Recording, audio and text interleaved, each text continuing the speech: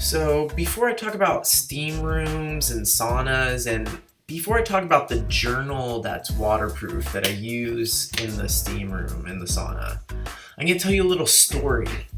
So a lot of us live in a house with multiple people, and when someone comes to the door to knock, it's often the same guy from the house that goes and answers and talks to whoever's knocking at the door.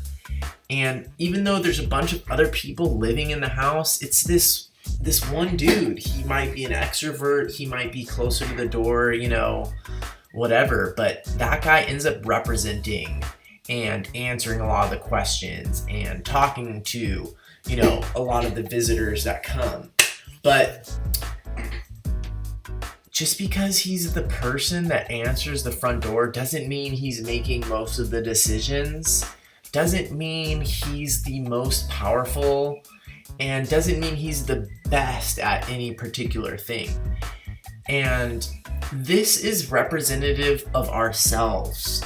And we have a person who usually answers the front door, even to our own inquiries. And that guy who always answers the door first is not necessarily representative of all of the things that are going on. So journaling gives you an opportunity to listen to some of those other voices and allow some of those other voices to come out, because often when we are engaged in conversation with another human being, that guy who always answers the door is the one that does all the talking. And so the sauna, for whatever reason, seems to be one of those places where you can make that guy shut up for a little bit. And I don't know if it's the thermal shock or just being in a sort of a more extreme environment for a little bit can allow a little bit of bubbling up from those other parts and can allow for a little bit of quieting of that guy who answers the door.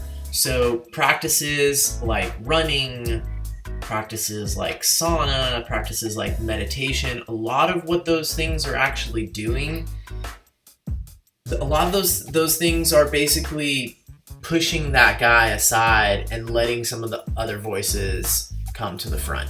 So that being said, I like this journal right here, Right in the Rain all-weather notebook. It's made for like loggers or something, people who are cutting down trees, kind of loggers, and it's supposed to be this waterproof paper. And I have taken this into the steam room before, and I have tried to journal in the rain with this before. So I actually had a couple good ideas in the sauna that I wrote down here, but combined with a small pencil, a golf pencil would probably be best, but any small pencil that can fit in here, you can take with you, stick in your pocket, go into the sauna, the steam room, have this with you. It's also good for running, the running journal or the walking journal, but particularly for the sauna, since it's this waterproof paper, take this into there with you and do a couple rounds, do a couple thermal shocks, cold shower, back into the sauna, and see what kind of ideas come to you. And one way to do this would be to come up with certain questions for certain topics before you go in, and just tell yourself that, but don't necessarily focus on it when you're sitting in the heat and sweating.